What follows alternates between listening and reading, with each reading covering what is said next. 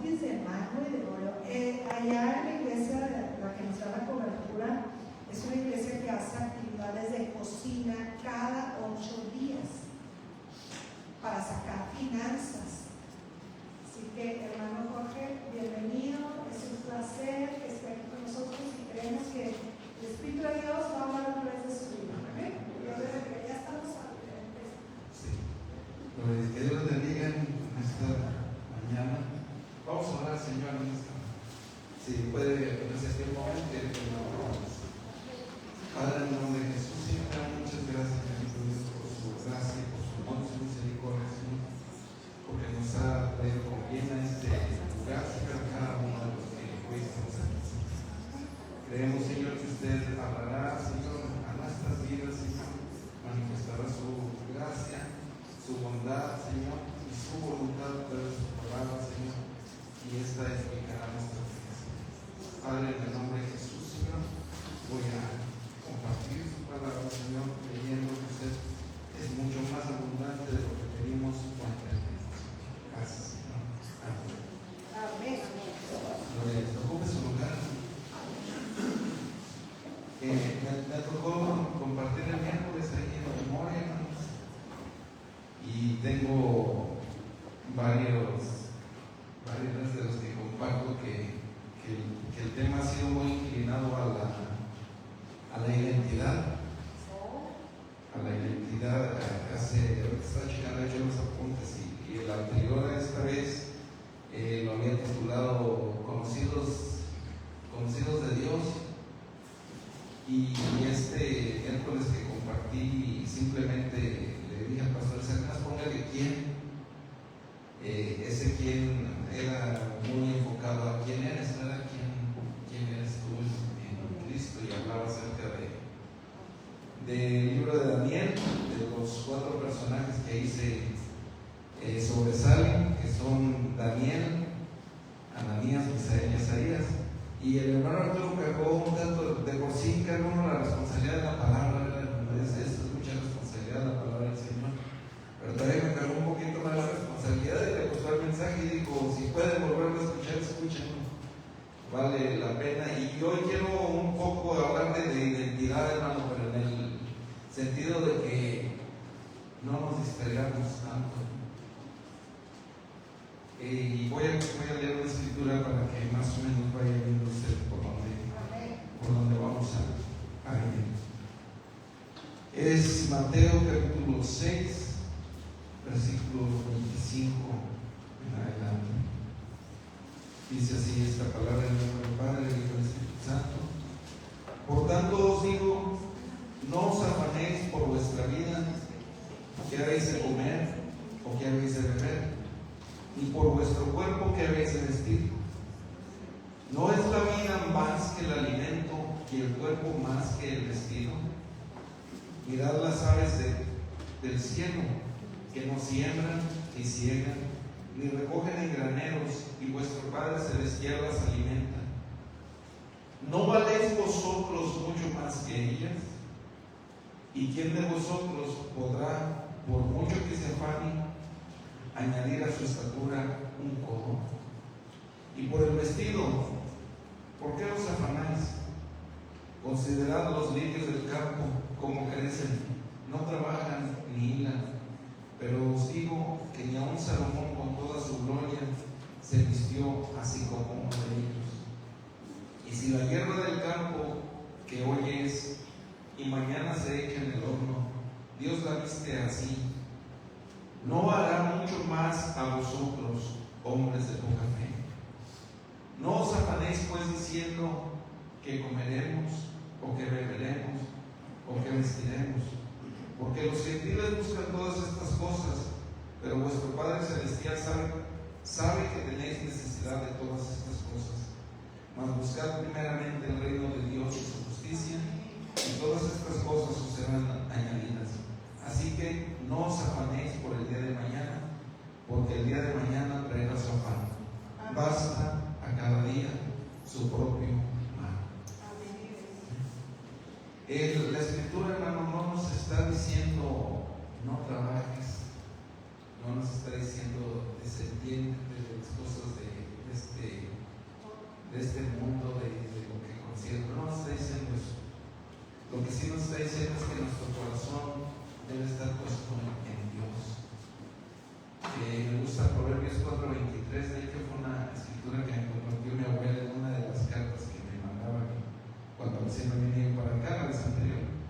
Y el Proverbios 4:23 dice: sobre toda cosa guardada, guarda tu corazón, porque de él mana la vida.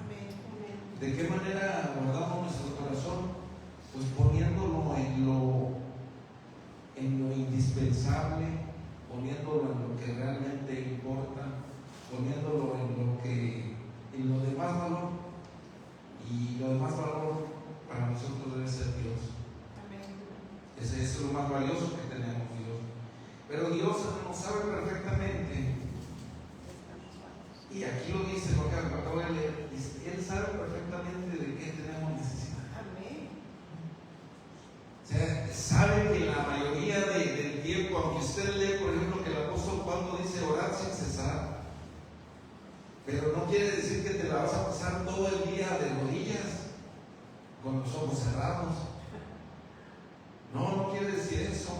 El orar sin cesar es que siempre que te venga algo a tu mente, a tu corazón, porque yo creo que a todos como creyentes nos ha pasado que estamos desempeñando nuestras tareas diarias y se viene una necesidad de uno de tus hermanos en Cristo, de alguien de tu familia, y sin dejar de hacer lo que estás haciendo, dice: Señor, te pido por mi hermano, o te pido hasta por mí mismo, Señor, sabes las dificultades que estoy viviendo, lo que estoy afrontando en salud, y ahí está usted desempeñando sus labores diarios, clamando al Señor. Ese es el orar sin cesar, el orar sin cesar, el clamar cuando hay una urgencia, hermano, pues definitivamente no hay tiempo muchas de las veces para arrodillarse, así como no lo tuvo Pedro cuando le clamó al Señor cuando subía y le dijo: sálvame, que perezco. Y no lo dijo así como se lo dije ahorita, lo dijo con mucha necesidad, con agonía,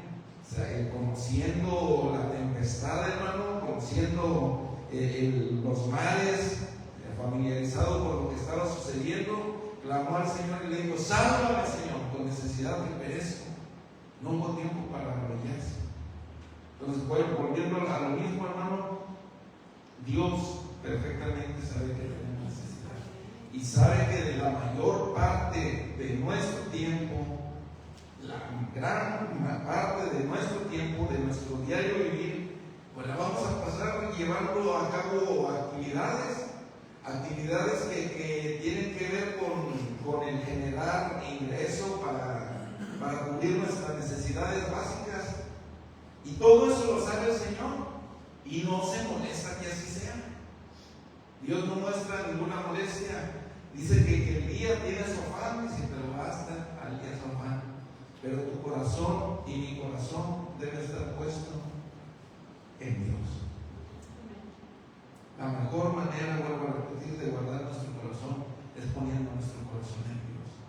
Yo este miércoles que les digo que compartía, les decía que yo, por ejemplo, fui enseñado, y puede tener razón la enseñanza, ¿verdad? Pero que se nos hacía como una diferencia entre lo secular y lo de dentro de la congregación. Y hoy les dije, es una opinión muy personal que compartí cuando la escuché de una persona. Hoy pienso algo distinto y pienso de la manera siguiente: no hay secular, para usted y para mí como creyentes no hay secular. Usted es cristiano aquí y en su trabajo, y lo que hace, lo hace para honrar y glorificar el nombre de Dios. Por eso es que el estándar del cristiano debe ser alto aún en su trabajo. Usted debe ser el mejor trabajador, debe desempeñarse como un muy buen trabajador en donde esté, sea oficina, sea una línea de producción, sea una casa, sea donde quiera que usted esté, debe desempeñar un trabajo extraordinario. ¿Por qué? Porque lo hace para honra y gloria del Señor. Amén. Y en todo eso, fíjese, por ejemplo, hay enseñanzas donde nos quiere el apóstol Pablo que oremos aún por nuestros amos. Así lo maneja el lenguaje del tiempo que lo escribió el apóstol Pablo. Dice, y no solo por los buenos, dice, aún por los que no son tan buenos. Tenemos que orar por ellos. Yo sé que va a haber hermanas aquí de ustedes que probablemente ¿cómo decirlo? Su jefe inmediato pues no es muy justo y no es una muy buena persona, pero sin embargo la Escritura nos dice que oremos aún por ellos, que en palabras de Jesús se lo dijo, dice, mas yo os digo, orad por vuestros enemigos. Dice, porque ¿qué chiste tiene orar por los que nos aman, por nuestros amigos? Dice, eso mismo lo hacen los fariseos, lo hacen los publicanos. Dice, mas yo os digo, orad por vuestros enemigos. Dios mismo nos pone la muestra, hermano, y me gusta a mí, por ejemplo, hay una expresión, disculpe que parafraseé y de repente no le digan las citas, pero hay una expresión donde Dios hace alusión a un rey tirano, perverso, que es Ciro el Grande, lo llama la historia, y lo menciona como Dios diciendo, mi siervo Ciro. ¿Por qué? Porque al final de cuentas iba a ser un instrumento para que la voluntad de Dios se llevara a cabo. Entonces tenemos que orar por nuestros jefes, sean buenos o no sean tan buenos. Amén. Bueno, quiero seguir adelante, traigo otras cuestiones que quiero tratar. Cuando habla acerca de no os afanéis por vuestra vida, qué habéis de comer o qué habéis de beber, ni por vuestro cuerpo, qué habéis de vestir. Y viene la pregunta de Jesús, ¿no es la vida más que el alimento y el cuerpo más que el vestido? No, con el simple hecho de vivir, hermano, el de que usted abra sus ojos por la mañana, es una oportunidad más para decirle al Señor, gracias Señor, gracias. Es una oportunidad más para decir, yo sé que tú no me dejarás y que tú no me desampararás. Hay situaciones que atravesamos que son muy incomprensibles. Yo no sé quién esté pasando por momentos complicados de salud o momentos familiares complicados y no comprendemos, pero yo lo que sí quiero que le quede bien claro, a Dios no se le va a escapar de las manos. Amén. Dios tiene todo perfectamente controlado. ¿Amén? Si es que usted, aunque cuesta, muchas veces cuesta, pero mientras haya vida, hay esperanza. Por eso Jesús lo dice de esta manera, no es la vida más que el alimento y el cuerpo más que el vestido. ¿Por qué? Porque mientras usted vive, hay esperanza. ¿Esperanza de qué? De poder ver que la mano de Dios se extiende para ayudar y para bendecir. Y eso es invaluable. Eso tiene un costo muy grande. Y luego pone ejemplos tan simples. El Señor habla de una manera tan simple y hermosa. Mirad las aves del cielo que no siembran ni ciegan ni recogen en graneros, y vuestro Padre Celestial las alimenta. ¿No valéis vosotros mucho más que ellas? Y si de valor hablamos, ¿cuánto vale usted? ¿Cuánto vale usted? ¿Cuánto valgo yo? David, hermano, decía, ¿qué es el hombre para que tengas de él memoria? Y el hijo del hombre que lo visites, dice, pues le has hecho poco menor que los ángeles, y si lo coronaste de gloria y de luz. Pero hablando del valor real que usted y yo tenemos, hermano, pues es un valor incalculable. Amén. Así es. Y eso tiene que ver con la identidad, hermano, que usted entienda su valor que tiene en Cristo. Porque luego de repente tenemos lo voy a llamar así, tenemos el síndrome de Mefiboset, hermano, que de hecho cuando David se acerca a él, son palabras muy tristes. El que Mefiboset diga, ¿quién soy yo? Este perro muerto. Así utiliza la expresión. Yo no me estoy sacando nada de la manga, hermano, ni nada. Así utiliza la expresión Mefiboset, y está aquí escrito, hermano. En el primer libro de los Reyes, en el primero de Samuel, hermano, por ahí lo puede encontrar, perdón. Por ahí usted puede encontrar esa narración y utiliza esta expresión. Y hay veces que nosotros tenemos ese síndrome de Mefiboset, cuando el rey nos manda a llamar para bendecirnos y decimos, ¿quién soy yo? Pero muerto, nos devaluamos. No, hermano, tampoco se trata de exaltar el yo, de exaltar eso es, no voy a decir otra, no es exaltar el yo, hermano, pero sí se trata usted de como creyente, y yo como creyente en Cristo Jesús, comprender que nuestro valor es incalculable. ¿Por qué? Porque costamos la sangre de Cristo. Costamos la sangre de Cristo, amén, hermano. Y sí se vale el aplauso a Cristo, hermano, por eso.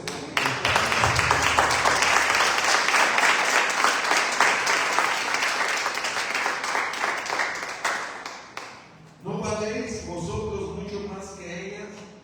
Yo creo que Jesús bien pudiera haber dicho en ese momento, ¿por qué creen que estoy aquí? Estoy aquí para pagar un precio. Y el precio que voy a pagar es el de cada uno de ustedes. En ese momento en su círculo íntimo pudiera estarle hablando a 12 personas, pero en el círculo íntimo con el Padre en algún momento dijo, Señor, yo te ruego, no solo por ellos, sino por los que me has de dar, por todos los que han de creer. Y en esa oración estábamos usted y yo. Entonces ese es nuestro precio, ese es nuestro valor real. Costamos la sangre de Cristo. Y ahora por eso, ¿qué nos queda más que poner nuestro corazón en Él? Dios sabe que tiene necesidad. Gloria a Dios. Permítame.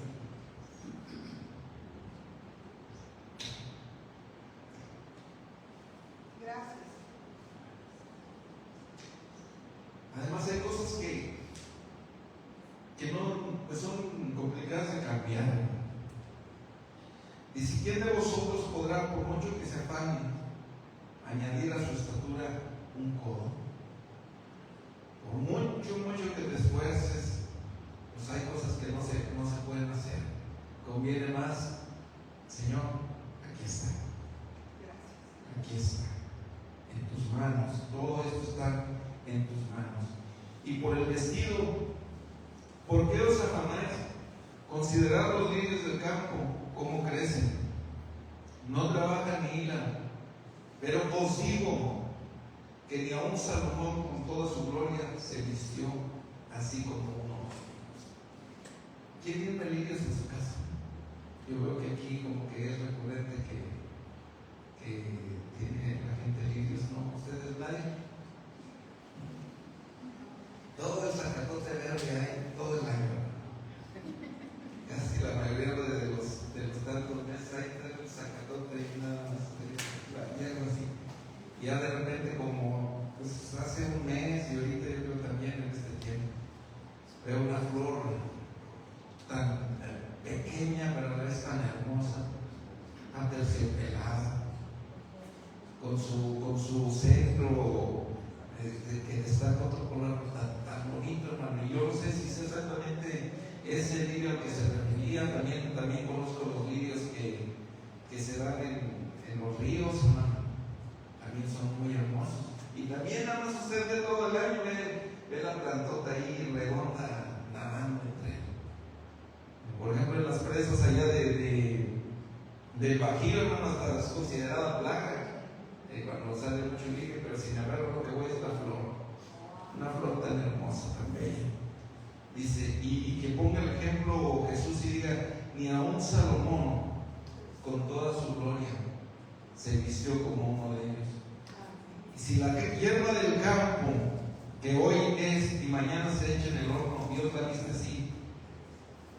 Y aquí viene la pregunta, ¿no hará mucho más a ustedes, a vosotros, hombres de poca fe? ¿Tú crees que Dios es ajeno a lo que tienes necesidad? ¿Tú crees que Dios es ajeno a lo que estás viviendo? No.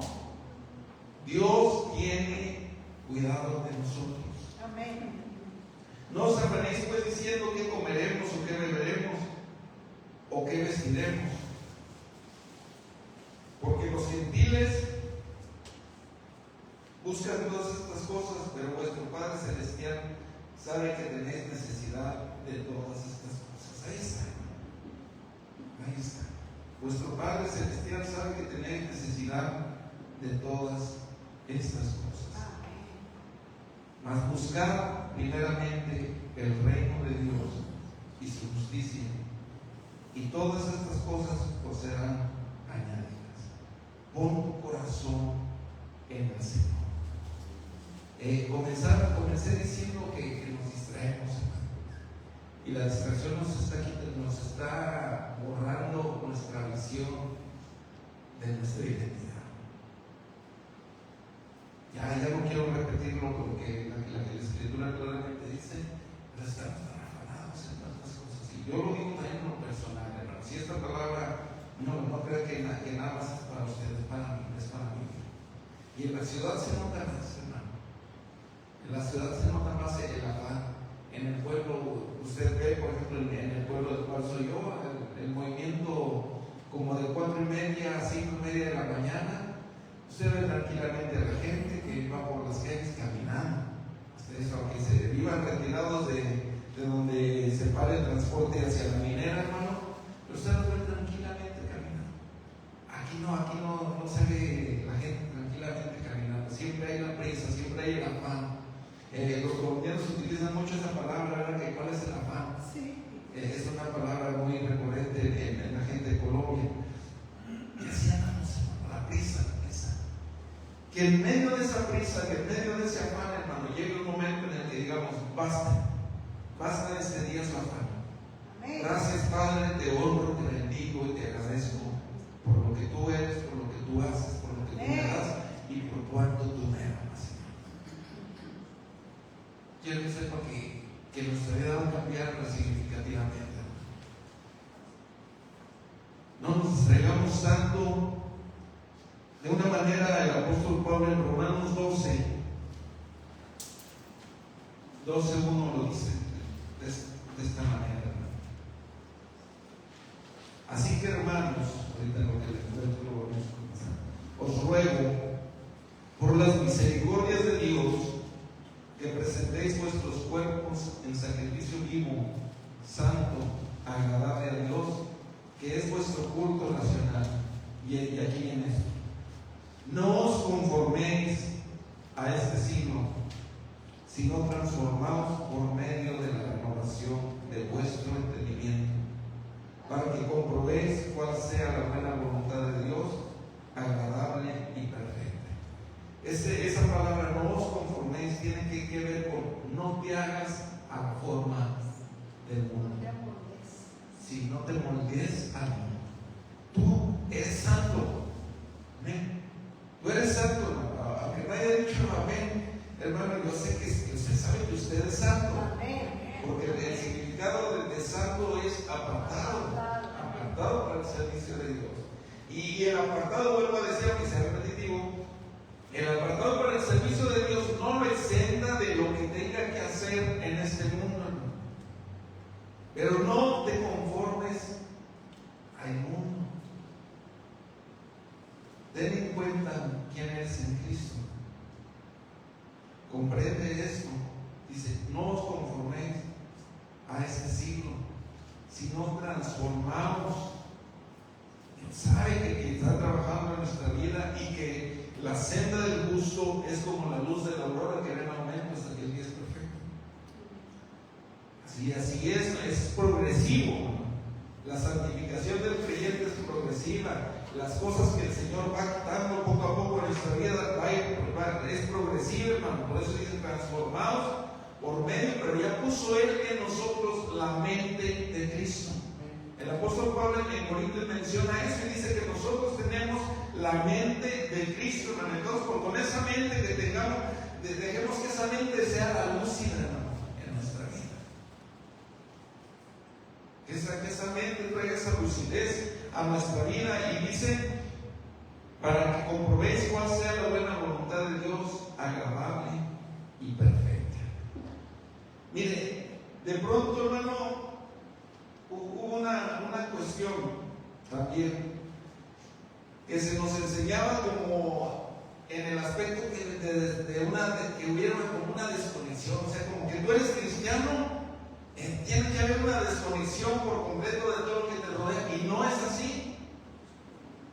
No es así. Ya lo leímos, ya dijimos, nuestro Padre sabe que de todas esas cosas tenemos necesidades. Y cuando veíamos, por ejemplo, en 1 Juan 2:15, hermano, ¿qué quise lo? 1 Juan. Amén. No améis al mundo ni las cosas que están en el mundo. Si alguno ama al mundo, el amor del Padre no está en él. Y ese era el contexto con el que nos quedábamos. Y el mundo, como que teníamos que meternos nosotros en una burbuja y que hubiera una desconexión total. Estoy hablando de cómo se enseñaba más antes, ¿verdad? Antes, por ejemplo, hermano, había veces que yo llegué a escuchar decir, como todos esos hermanos que no vinieron al templo, imagínense si viene Cristo, ¿usted cree que se van a ir? Y yo en razón me digo, pues bueno, pues el hermano tiene necesidad de trabajar, ¿verdad? Le cambian los turnos. A final de cuentas estamos en esta tierra, le cambiaron el turno, no pudo venir. ¿A poco se va a quedar? Porque no. Pues si fuera por asistencia, hermano, pues ni la primaria es por asistencia, no vamos a decirlo así. Bueno, más antes de ahí ahorita todo lo pasa. Pero no era solo por eso, tenía que haber un desempeño, ¿verdad? Así nosotros tenemos que haber un desempeño como creyentes, hermano, pero sin desconectarnos de las necesidades que hay a nuestro alrededor. Amén. Decía un predicador que vino el año pasado y el antepasado, pero la vez antepasada, el hermano Meni Escobar, decía que él detectó que hubo un tiempo que se nos formó como hijos, como muy buenos hijos, y que el padre y nuestro padre, pero se nos olvidó ser hermanos. Y así ha tenido periodos la iglesia, hermano, en la que se nos enseña y como que agregamos aquello y nos desconectamos. No, hermano, de eso no se trata. Cuando el apóstol Juan aquí nos dice, no améis el mundo ni las cosas que están en el mundo, de hecho hay una palabra griega que utiliza aquí para mundo, y es la palabra cosmos. Y en este escenario específico tiene un significado espiritual y moral. Se usa principalmente en el sentido de un sistema de valores, actitudes y deseos que operan de espaldas a Dios o en oposición a Dios. A eso se refiere cuando habla de no améis al mundo ni las cosas que están en el mundo. O sea, se refiere al sistema que hay aquí en esta tierra contrario a Dios. Pero no es de que te desconectes de esta tierra, no es que te desconectes de sus necesidades, ni que te desconectes de tus mismas necesidades, hermano. No es eso. No es eso. Pero sí, vuelvo a decir, que su corazón sea guardado, amando a Dios sobre todas las cosas. Se usa principalmente de un sistema de valores, actitudes y deseos que operan de espaldas a Dios o en oposición a Él.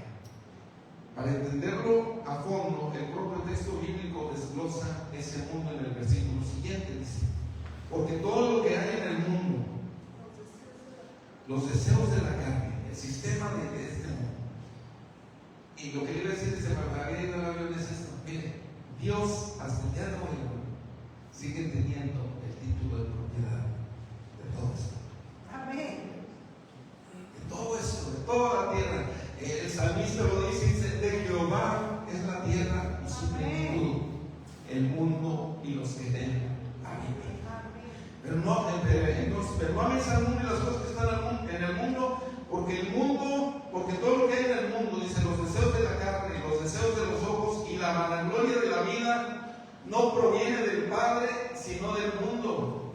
Y el mundo se pasa y sus deseos, pero el que hace la voluntad de Dios permanece para siempre. ¿Y qué es hacer la voluntad de Dios, hermano? Es mostrar que usted es la sal de la tierra. Jesús dijo, vosotros en el mismo sermón del monte, dice, vosotros sois la sal de la tierra.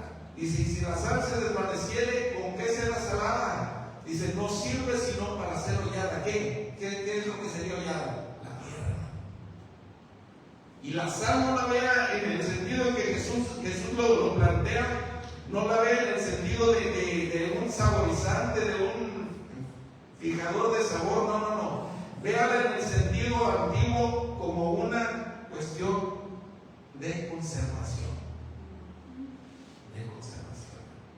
Hay lugares con la carne seca que le echan para sal y la conserva.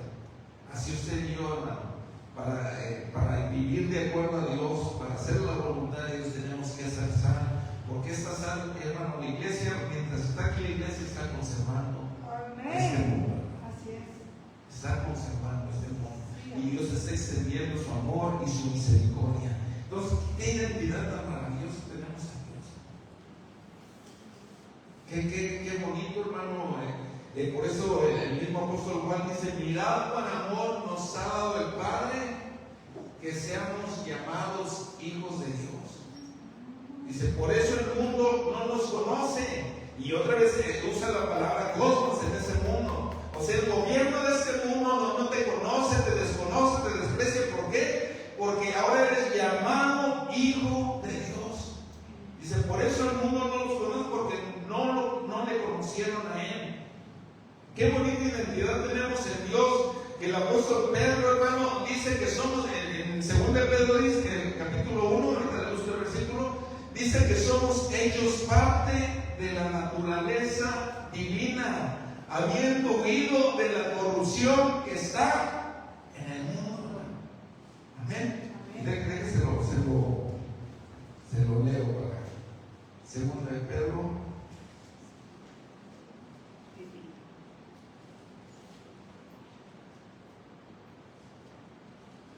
Dice, como todas las cosas que pertenecen a la vida y a la piedad nos han sido dadas por su divino poder mediante el conocimiento de aquel que nos llamó por su gloria y excelencia, por medio de las cuales nos ha dado preciosas y grandísimas promesas, para que por ellas llegaseis a ser participantes de la naturaleza divina. ¿Qué tienes que envidiarle a la identidad del mundo? ¿Por qué te llama tanto la atención? ¿O por qué nos llama tanto la atención?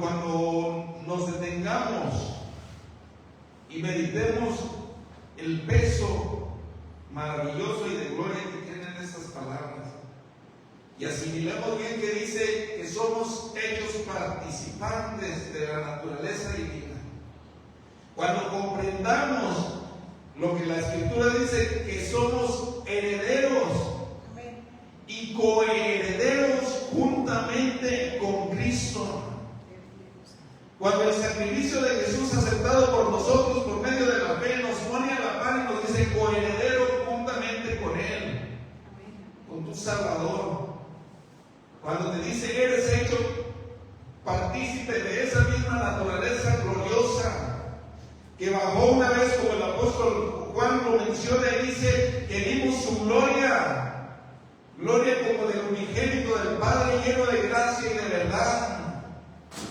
Cuando asimiles esa posición en Dios que tienes en Cristo, yo creo que no habría por qué anhelar otra naturaleza, por qué anhelar otra identidad. Porque Cristo es Dios. Habiendo, dice, habiendo huido de la corrupción que hay en el mundo a causa de las concupiscencias, vosotros también, poniendo toda diligencia por esto mismo, añadid a vuestra fe virtud. Y aquí viene una lista, hermano, de cosas que podemos hacer para ir creciendo como cristianos. Usted dele la vuelta en su casa, hermano, a esta bella escritura, y volvemos, pero no nos desconectemos, hermano. Hay tanta necesidad. Hay tanta necesidad, hermano. Cuando ustedes salen a compartir, cuando usted dispone, qué sé yo, por muy sencillo o por algo grande, usted lo dispone y lo pone a los pies de Cristo, hermano, Dios hace cosas maravillosas. Amén. Esos taquitos de maíz y de harina que usted lleve al hospital, hermano, llevan una gran bendición. Habrá gente que, disculpe que lo diga así, pero habrá gente que a lo mejor no tiene necesidad y dice, pues ya llegaron los hermanitos, no va a gastar aquí como. Pero va a haber muchos otros, hermano, o alguno, aunque haya uno que va a ir con suma necesidad. Y Dios va a tratar a través del mensaje que oiga primeramente y a través de ese bocado que usted lleve, Dios va a tratar en su corazón. Dios va a tratar en su corazón. De eso se trata la vida del creyente, hermano, que no nos desconectemos. Amén. Y que en verdad consideremos mucho nuestra identidad en Dios. El miércoles que les digo que les hablaba ahí en la congregación, hermano, pues veíamos cómo el mundo quiso influenciar de una manera tan negativa, queriendo destruir la identidad de Daniel. Y mire, y casi todos a nosotros tres los conocemos por los nombres que le pusieron, que les puso el rey Nabucodonosor. Casi todos de ellos hasta lo cantaron. Hay un canto por ahí que dice: Sadrach, Mesach y Abednego ordenanza recibieron que se tenían que postrar, y se piró, dice, su corazón valeroso los esforzaba diciendo que a Dios debían de adorar. Pero todavía el canto ese hace alusión a esos nombres, hermano, que eran nombres contrarios a los que ellos tenían. Todos los nombres que tenían tanto Daniel, que después se llamaba Belsasar, como Ananías, Misael y Azarías, eran nombres que tenían que ver con su identidad, con su personalidad en Dios, y el mundo quiso cambiar aquello. Así es. El mundo quiso cambiarles esa identidad, quiso cambiarles el nombre, quiso influenciarlos de tal manera que ellos, hermano, abrigaran las enseñanzas del reino en el que estaban. Pero sin embargo, fueron hombres de convicción, fueron hombres con una identidad firme, fieles al Señor, hermano. ¿A raíz de qué propició esto? Yo les decía el miércoles, y se lo digo a ustedes, esto fue propiciado, hermano, porque un rey, cuando ellos apenas eran pequeñitos, hermano, un rey, su corazón, guardó tanto su corazón. Y les decía yo que es una de mis porciones favoritas, hermano. Cuando la profetisa le manda a decir por medio de los mensajeros, le dice: y aquel que me envió, hace referencia a Josías. No creo que me estoy haciendo bolas, pero llegamos al punto. Cuando la profetisa, que se llamaba Usa, manda la respuesta para Josías, dice: díganle a aquel que me envió, que Dios dice, a aquel que los envió, perdón, que Dios dice esto: por cuanto se enterneció tu corazón al oír las palabras de esta ley, de este libro. Dice: yo haré que todo lo que iba a venir no va a venir en tus días. La vida de Josías, hermano, es una vida extraordinaria. Bueno, de ese rey, hermano, a raíz de ese rey, viene la convicción en estos jóvenes. Daniel, Ananías, Misael y Azarías. Usted haga sus matemáticas cuando lo lea, hermano, y va a ver que salen las matemáticas del tiempo de Josías al tiempo en que fueron cautivos a Babilonia. Entonces hubo un hombre que por medio de la palabra, por medio de su actuar, por medio de su convicción y amor a Dios, hermano, cambió no solo su personalmente, sino que impactó a una generación. Una generación que después fue uno de los lugares más pervertidos, más perversos, más idólatras, más malos de la historia de la humanidad, hermano. Pero ellos decidieron, y otra clave que viene en el libro de Daniel dice: mas Daniel propuso en su corazón no contaminarse. Eso habla de identidad. Y hay, ya tengo, ya van 2 ocasiones que trato ese tema y lo he estado viendo. Pues dicen, voy a hacer un paréntesis, dicen por ahí que cuando uno pone atención a ciertas cosas las suele ver más seguido.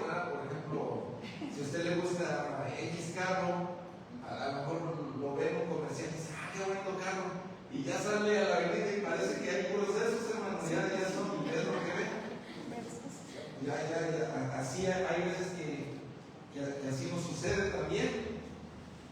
Gloria a Dios. Entonces le digo, yo últimamente he estado Dios trabajando conmigo en este tema, y últimamente me sale mucho de identidad. Y que Congreso aquí de identidad, el Congreso aquí lo voy a eso súmele que la agujerita nos escucha y el mentado algoritmo, hermano. Entonces, qué bueno que su algoritmo le saliera la cuestión de identidad, pero que usted entienda que su identidad está profunda e íntimamente ligada con Cristo, exactamente, con la naturaleza divina. Con la naturaleza divina. Salga, mire, yo he meditado, porque luego, por ejemplo, me pongo a reflexionar en José, y no, hombre, que bárbaro José. Tuvo una vida difícil, complicada, así, ¿verdad? Pero ¿a dónde llegó? Y luego, en veces como cristianos decimos, no, pero ese era José. No hay diferencia, hermano. De hecho, usted tiene un plus. De hecho, usted y yo tenemos un plus, hermano. Y ese plus es maravilloso. Ese plus es Cristo, hermano. José, sí, cierto, se mantuvo fiel y era el propósito de Dios y lo siguió y todo. Usted está siendo visto a través de la sangre de Cristo. Desde los cielos, usted y yo estamos siendo vistos por medio de la sangre de Cristo, hermano. Amén. Entonces, no hay diferencia. Usted puede ir, hermano, nada más haga las cosas como las tiene que hacer, como lo hizo José. No negociando su identidad en Cristo, hermano, no negociando sus convicciones, sino siendo firmes en ellas y haciendo las cosas como las tiene que hacer. Dios le va a recompensar. Y le va a recompensar aquí. Y posteriormente la vida eterna. Hay un momento, hay en dos de los evangelios donde aparece la misma cuestión de Pedro, y le dice Pedro a Jesús: Señor, hemos dejado todo por servirte, ¿qué pues tendremos? Pero hay una particularmente donde Jesús le dice: Pedro, no hay nadie que haya dejado todo que no reciba 100 tantos aquí. Así lo dice en uno de los evangelios. Amén. Hace esa expresión: 100 tantos aquí y la vida eterna. Amén.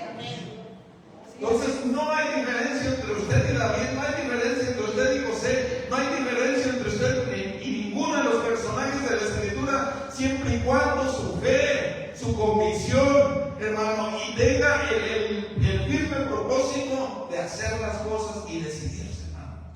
Y Dios le va a bendecir, hermano. Dios le va a bendecir. Dios bendijo a José, hermano, cuando los hermanos lo desecharon.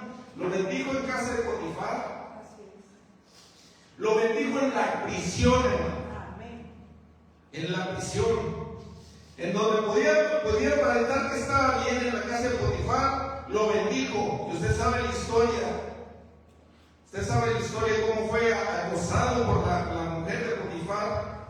Y después de eso, se fue a la cárcel. Y en la cárcel pareciera que no había esperanza, ¿verdad?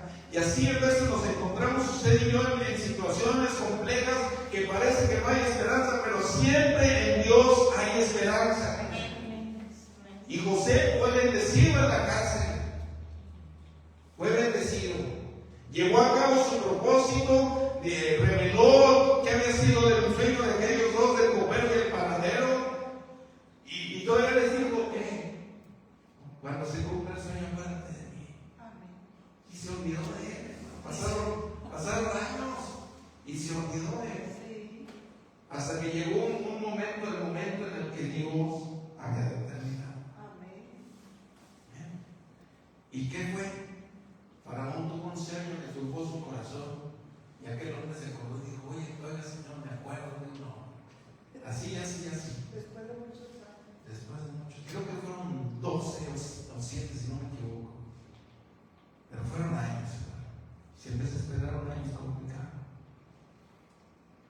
Y hermano, y fue aquel hombre, expresó la revelación del sueño y dijeron: ¿y qué aconsejas tú?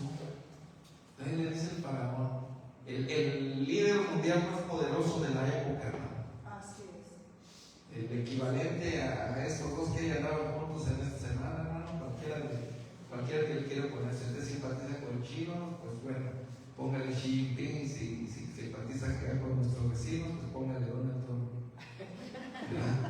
Pero era el líder más destacado, hermano. Y dijo, ¿qué harías tú? Y usted sabe la historia que le dijo, yo pondría un hombre prudente. ¿Y cuál fue la respuesta? Y le dijo, un hombre prudente que haga esto y esto y esto. Dice, ¿quién como tú? ¿Quién como tú? Y Dios lo puso en alto por hacer las cosas bien. Entonces, que su identidad y su convicción no sea negociable, hermano. Haga las cosas bien. Dios no va a bendecir como a José, hermano. Dios lo va a bendecir como a José. También ciertamente se va a venir el momento en el que va a llorar como José, hermano. Porque así es el proceso. Irá andando y llorando el que lleva la preciosa semilla, hermano. Mas volverá a venir con regocijo trayendo sus gamillas. Eso aplica aún en nuestro diario caminar, en nuestro diario vivir, hermano. Se habla, se llora, pero va a volver con fruto. Porque el trabajo del Señor no es vano. Amén. No es vano. En Dios no hay pérdidas. En Dios no hay pérdidas. En Dios siempre hay avance. Pero no amen al mundo ni las cosas que están en el mundo. Cuando la Biblia pide no amar al mundo, está advirtiendo contra un estilo de vida egoísta, materialista y orgulloso, que domina la sociedad y que desplaza los valores espirituales. No se trata de rechazar la vida o la belleza de la creación, sino de no adoptar los criterios y la mentalidad de un sistema que ignora o rechaza lo divino. Usted, lo primero que tiene que aceptar es lo que viene de arriba. ¿Por qué? Porque Santiago dice que toda buena dádiva y todo don perfecto es de lo alto, que desciende del Padre de las luces, en el cual no hay mudanza ni sombra de variación. ¿Con qué otro versículo podemos explicar esto, hermano? Con Hebreos 13:8, Jesucristo es el mismo ayer, hoy y por los siglos. No hay mudanza ni sombra de variación. Para ya ir concluyendo, hermano, en 2 Corintios, en 1 Corintios, perdón, 5, 9 al 10.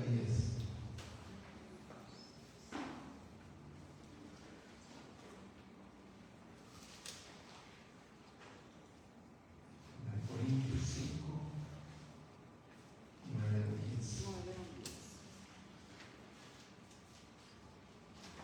Dice, os he escrito por carta que no os juntéis con los fornicarios. Y el 10 es lo que dice. No absolutamente con los fornicarios de este mundo, o con los avaros, con los ladrones, o con los idólatras. O sea, Dios sabe que está rodeado de todo este tipo de personas. Incluso a nosotros el mismo apóstol Pablo nos dice, y esto erais, y nótese esa expresión, y esto erais algunos, mas ya sois lavados, mas ya sois limpiados. Amén. Pero aquí nos dice, sabe Dios perfectamente que está rodeado de este tipo de personas, pero tiene que haber alguien bien firme en su identidad en Cristo, que les diga a ellos que hay una esperanza de vida, que hay una manera de salir de esa forma de vivir, y que hay alguien que les ama. Pero si usted y yo nos encerramos en nuestra burbuja, pues ¿quién les hablará? Como también Pablo dice en los Romanos, ¿cómo oirán si no hay quien les predique? Así es. Y todavía nos pone con unos nombramientos tan hermosos que pone el Señor, con unos detalles de amor tan hermosos que dice, cuán hermosos son los pies de los que anuncian la paz. Amén. Amén. Y luego se vienen tantas escrituras, ¿verdad? Se viene, por ejemplo, a mi mente decirle que el apóstol Pablo también dice que aunque para el mundo somos mal olor, dice, pero para él somos olor agradable. Amén. Aunque el mundo le rechace, hermano, pero tiene necesidad de la iglesia el mundo. Es una naturaleza de despreciarle al cristiano, despreciarnos. Pero ¿a poco no aquel que lo desprecia de repente no llega y le dice, tengo esta necesidad? Así es. ¿Y qué vamos a hacer? Vamos a dar una raíz de amargura porque no, tú me despreciaste. Ahora no. Porque Dios no quiere que ninguno perezca, hermano, sino que todos procedan hacia el arrepentimiento. Entonces, volviendo aquí, hermano, dice así que, dice, no absolutamente con los fornicarios de este mundo, con los amados o con los ladrones o con los idólatras. Pues en tal caso, y aquí hay un cierto sarcasmo del apóstol, confrontando la palabra, dice, pues en tal caso fuera necesario salir del mundo. Así es. Pero tú no vas a salir cuando se te pegue la gana, tú vas a salir cuando Dios lo determine. Eso es para mí y es para ti, hermano. Así es que en tanto que estemos aquí, procuremos hacer el bien. Y como dice la Escritura, seguir la paz con todos y la santidad sin la cual nadie gracia.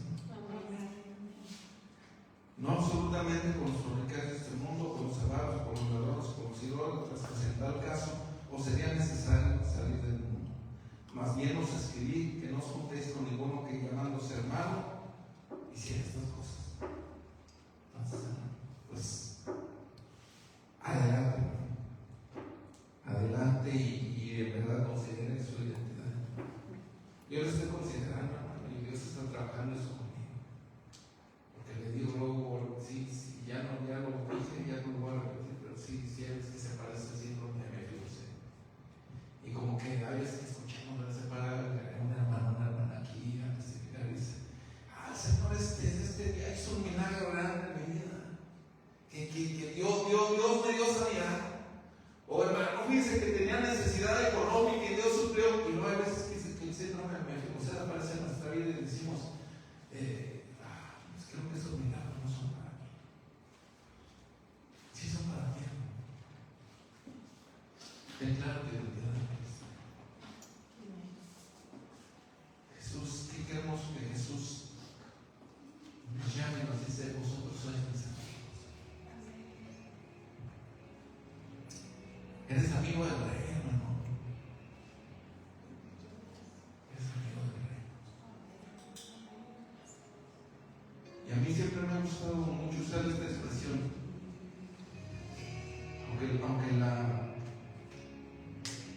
suela usar, no tengo problemas en usar en todas las predicaciones. Pero cuando el apóstol Pablo en los Romanos explica y dice que Cristo murió, si no solamente murió, sino que también resucitó. Y si no solamente resucitó, sino que también ascendió a los cielos, y si ahora está a la diestra del Padre, intercediendo por usted y por mí. Y me gusta utilizar esa expresión que dijo alguna vez un hermano. Dice, y eso quiere decir que en el lugar de mayor influencia de todo el universo está uno de nosotros. Porque Cristo se hizo como nosotros. Está uno de nosotros. Y además uno de nosotros que nos une un lazo de sangre, que es nuestro hermano.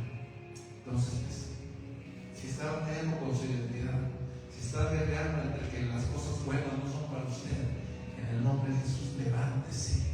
Y como el apóstol Pablo le decía a Timoteo, porque con eso solucionaríamos muchas cosas, pero hay veces que no lo hacemos.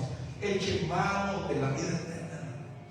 Eche mano de la vida eterna. La vida eterna comienza, hermano, no cuando echamos un puño de tierra sobre su ataúd o sobre mi ataúd. No. La vida eterna comienza desde el momento que usted le dijo, Jesús, te recibo como mi único y suficiente Salvador. Aquí está mi vida rendida. Ahí comenzó la vida eterna. Usted aquí está viviendo ya la vida eterna, hermano. Eche mano de la vida eterna. Tenga su identidad bien clara y eche mano de la vida eterna. Yo sé que muchas cosas se van a solucionar. Vamos a orar al Señor. Póngase.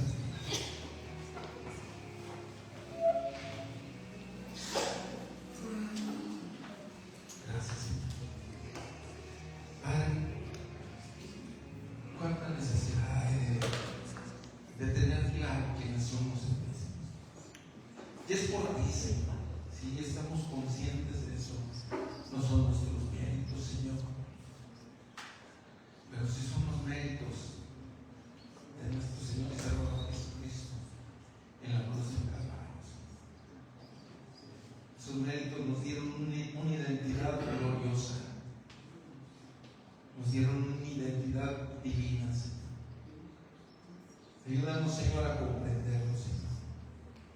Y que podamos, Señor, día con día, Señor, en nuestro diario vivir, en nuestro diario caminar, Señor, podamos echar mano de la vida eterna, Señor.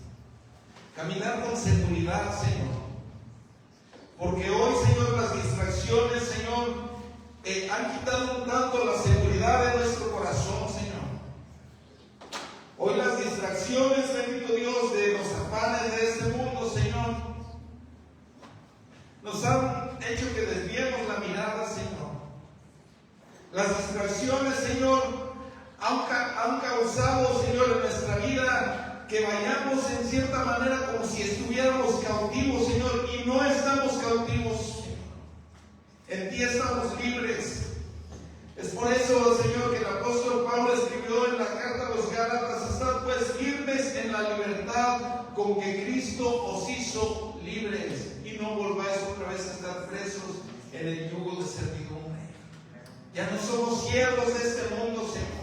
Hay cosas que nos agobian, cosas que nos mortifican, Señor, cosas, Señor, que están golpeando nuestro corazón, Señor. Pero, Señor, permítanos sentirnos libres, Señor, permítanos sentirnos plenos, permítanos experimentar tu gloria, permítanos experimentar tu paz, Señor, permítanos experimentar tu presencia en cada momento y podamos echar mano de la vida eterna, Señor. Tú no eres ajeno, Señor, a nuestra necesidad. Tú sabes perfectamente, Señor, cuál es nuestra necesidad, Señor. Y tienes lo más hermoso, Señor, es que tienes la respuesta, Señor.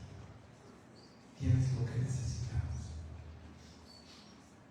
Y todo está, Señor, tan lejos como que simplemente clamemos a ti, con plena convicción de que tu palabra dice: clama a mí y te responderé. Gracias, Señor. Gracias por todas tus bendiciones. Damos honra y gloria. Gracias. Hermanos, me da mucho gusto estar aquí con ustedes. Se complica a veces llegar a tiempo. Pues normalmente yo me vengo en un camión y decía, ya de ahí del centro ya agarro, ya es más fácil agarrar un nube, ¿verdad? Estamos de lado a lado, ¿no? Pero, ay, benditos camiones, pero no vamos a hablar de política ni tan bonitos los verdes, vamos a decir así. Aunque el domingo se tarda en una hora y pasar, ¿verdad? Bueno, que Dios les bendiga, que Dios les bendiga. Despídase. A mis hermanos que están en línea en Facebook, Dios les bendiga y esperemos que así como fuimos bendecidos en este lugar, hayan sido bendecidos en sus hogares. Dios les bendiga.